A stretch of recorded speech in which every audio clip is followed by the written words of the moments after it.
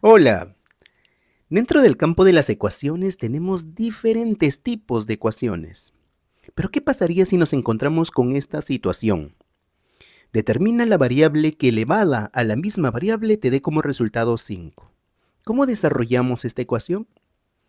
Y es que vamos a hacer uso de un método llamado el método de Newton-Raphson. En este método es un tanto complejo debido a que hace uso de las derivadas, pero, y es que esta ecuación no es una ecuación sencilla. ¿Qué dice este método? El método dice lo siguiente: deberíamos tener una función, además de ciertas condiciones, formado una ecuación, en este caso. Si tenemos la ecuación f de x igual a 0, entonces es probable encontrar los valores de x, pero a través de un método repetitivo. Primero hay que determinar un primer valor que se acerque a nuestra solución. Veamos entonces de qué se trata el método de Newton-Raphson. Dice lo siguiente: después de haber encontrado ese valor, nosotros vamos a ir en la búsqueda del verdadero valor que cumpla con esta igualdad.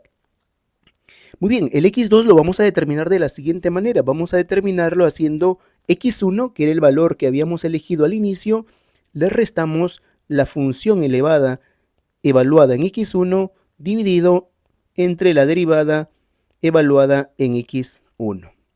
¿Y qué pasaría si este valor, al elevarlo a la x, no nos da 5? Pues seguimos repitiendo el proceso. Buscamos ahora un x3. ¿Y quién es el x3? El x3 será el x2 menos la función evaluada en x2 dividido entre la derivada evaluada en x2. ¿Y qué pasaría si x3, al reemplazarle en la ecuación, aún no nos resulta 5? Muy bien, continuamos el proceso a x4. Empezamos con x4 y x4 sería x3 menos la función evaluada en x3, y a todo esto le dividimos entre la derivada evaluada en x3. Y si aún este resultado, al reemplazarlo en la ecuación, aún no nos da 5, ¿qué hacemos? Pues pasamos a la siguiente iteración y así sucesivamente. Reemplazamos nuevamente la función evaluada en x4 dividido entre la derivada evaluada en x4. Muy bien, entonces empecemos con esta búsqueda del valor de la variable. Continuamos entonces. Por aquí nos quedaría x1, pero necesitamos el x1 y además necesitamos la función. Es por eso entonces que vamos a hacer lo siguiente. Lo primero que vamos a hacer es encontrar esa función. ¿Quién es esa función? Vamos a definir a partir de esta ecuación una función que nos permita encontrar lo mismo que está en el rectángulo. Entonces vamos a definir una función de la siguiente manera: x a la x menos 5. Y esto lo vamos a igualar a 0, solo para que tenga esta condición original, solo para que tenga esa forma. Muy bien, ahora la función que nosotros vamos a colocar por aquí va a ser x a la x menos 5. Muy bien, ahora lo que vamos a hacer es derivar. Necesitamos derivar porque en el denominador también está la derivada. Por lo tanto, entonces vamos a derivar. Derivamos la función. Derivar la función f significaría derivar x a la x y derivar el menos 5. La derivada de menos 5, al ser una constante, es 0. Por lo tanto, nos falta determinar la derivada de x a la x. Muy bien, en un costadito vamos a hacer que y valga x a la x. Y vamos a empezar a encontrar la derivada. Por lo tanto, vamos a aplicar aquí logaritmos debido a que este tiene la forma de una potencia y nos quedaría, aplicando el logaritmo, nos quedaría x por logaritmo de x. Vamos a derivar esto de forma implícita. Nos quedaría entonces la derivada de y sobre y esto es la derivada de un producto. Nos quedaría la derivada del primero, en este caso es 1 por logaritmo de x, más el primero sin derivar por la derivada del logaritmo, que esto es lo mismo que decir 1 entre x. Por lo tanto, ya tenemos la derivada de y. En este caso, la derivada de y sería, pasando a multiplicar este y, nos quedaría por aquí logaritmo de x, y reduciendo todo esto sería más 1. Muy bien, ya tenemos entonces la derivada. Ya tenemos entonces la derivada de x a la x. Muy bien, por lo tanto, la derivada de x a la x nos quedaría y, que en este caso era x a la x, en lugar de y, x a la x por logaritmo de x más 1.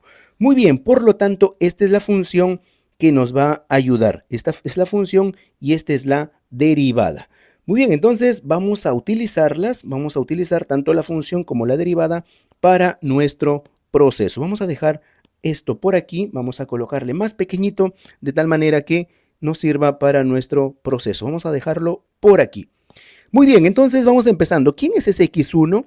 Y es que si nosotros recordamos, por ejemplo, 1 elevado a la 1 es 1, 2 elevado al mismo número es 4, 3 elevado al mismo número es 27.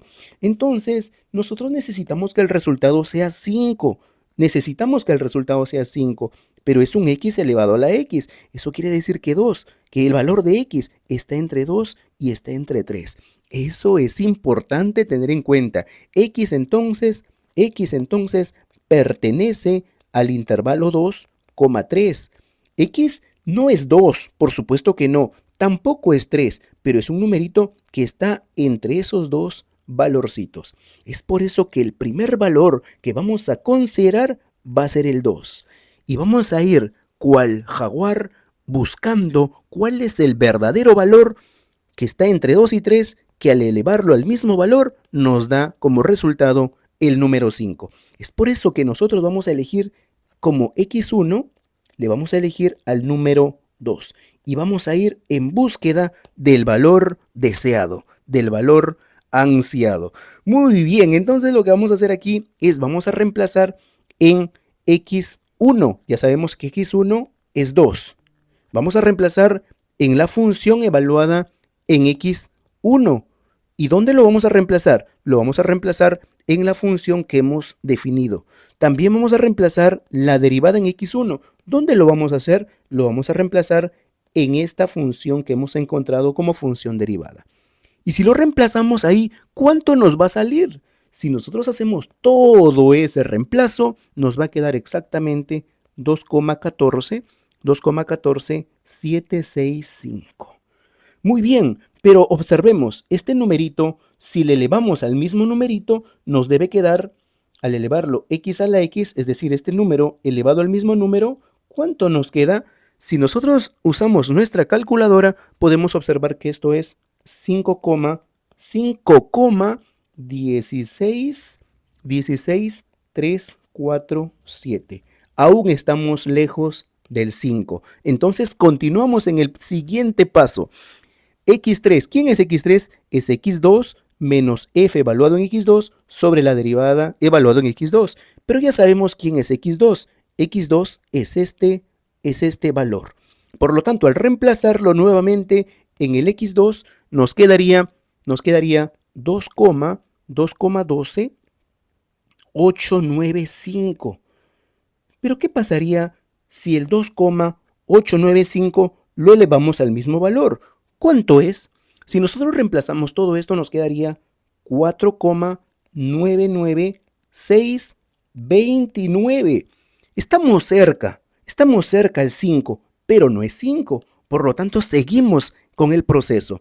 Entonces, ya tenemos que este valorcito sería entonces x3. Por lo tanto, lo reemplazamos en el siguiente paso para determinar x4. Muy bien, entonces vamos a hallar f de x3 dividido también entre f de x3. Recordemos, estamos utilizando esta función con su respectiva derivada. Muy bien, entonces si reemplazamos, nos quedaría por aquí que x4 es igual a 5, sería igual a 2,12939. ¿Y qué pasaría si elevamos ese elemento x4 elevado al mismo número? ¿Cuánto nos queda? Si reemplazamos con la calculadora nos quedaría 2,00015. Pero aún no es este número, aún no es 5. Entonces vamos a seguir con el proceso. Necesitamos que sea 5. Muy bien, vamos al siguiente paso, x5. x4 recordemos que ya lo tenemos por aquí. Muy bien, recordemos que estamos reemplazándole también en la función y en la función derivada. Al reemplazarlo nos queda 2,12937. ¿Qué pasaría entonces si lo elevamos al mismo número? Es decir, este número lo elevamos al mismo número. ¿Cuánto nos queda? tú puedes hacerlo en tu calculadora y te va a salir exactamente 5. Muy bien, así que este es el valor de X que satisface esta igualdad. Te leo en los comentarios.